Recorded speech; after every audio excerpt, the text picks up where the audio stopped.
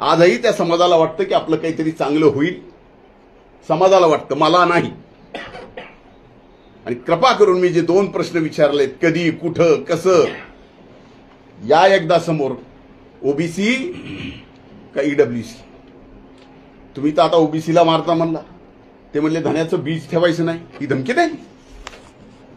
On year Dhananjay मुंडेचं बीज सुद्धा ठेवायचं नाही, ही ऑन इयर धमकी कुणाला दिली? वंजारी जातीचं बीज सुद्धा ठेवायचं नाही, एका जातीला ऑन एअर धमकी कुणी दिली?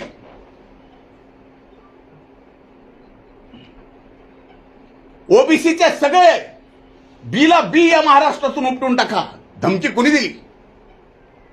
जरांगे, जर सगळेच अधिकार तुमच्याकडे आहेत आणि सरकार जर तुमचंच ऐकत असेल तर या अख्ख्या ओबीसी समाजाला गोळ्या घाला आणि महाराष्ट्रातून संपून टाका ना. गोळ्या घाला, मला संपून टाका.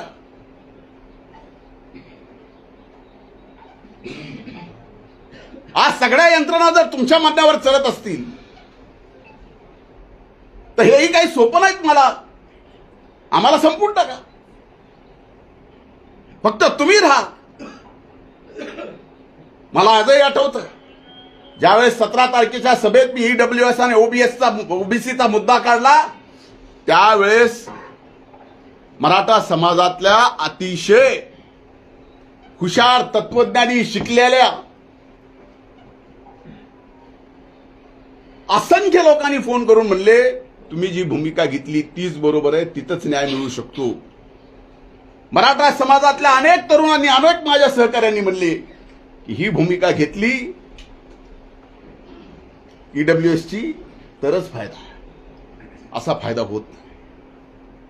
मग एकीकडे आम्ही सुद्धा इतर समाजाचे असून मराठा समाजासाठी लढलोत, आणि आज जर कुठं काय मिळत असेल आणि ते मिळत असतील आणि ओबीसीच्या आरक्षणाला धक्का न लागता मिळत असेल तर द्यायला काय अडचण आहे? रोज उठलं की एक धरायचा, त्याला हाणायचं, ह्याच्या आईला आणि त्याच्या आईला. अरे म्हणजे आमच्या सगळ्यांच्या आया बहिणी फक्त त्यांना शिव्या द्यायला ठेवल्यात? ऑन एअर बोलून काही बोलायचं आणि ऑन एअर बोललेलं त्याची साधी एनसी सुद्धा जर सरकार घेत नसेल. म्हणून माझी विनंती की हे प्रकरण सीबीआय कडेच गेलं पाहिजे आणि या प्रकरणामध्ये जे जे असतील त्यांच्या सगळ्यांची माझ्यावर आरोप केला ना, माझ्या सहित ब्रेन मॅपिंग आणि नार्को टेस्ट करा आणि एकदा महाराष्ट्राच्या 12.5 कोटी जनतेला कळू द्या. विनाकारण एकदा एखादी 15 मिनिटाची प्रेस घेऊन एखाद्या व्यक्तीचं 30 वर्षाचं संबंध, राजकीय आणि सामाजिक काम तुम्ही संपवायला निघाला असाल, आता जनता सुद्धा दूधखुळी राहिलेली नाही. तुमचंही काय चाललंय, काय नाही, बुडाखाली काय चाललंय, कुठून काय चाललंय, कसं काय चाललंय. आम्ही 5 वर्ष विरोधी पक्ष नेते होतो, आम्हालाही बऱ्याचशा गोष्टी असं काही कारण नाही समजायला की आमच्याकडे नाही. आम्ही शांत आहे, आम्हाला समर्थ समाज एकत्र करायचा आहे. पुन्हा या महाराष्ट्रात शिवछत्रपती शिवाजी महाराजांचा तो गावकूस उभा करायचा आहे. म्हणून आम्ही दम धरलेला आहे. मला एवढंच बोलायचं होतं. माझं निवेदन संपलं. धन्यवाद.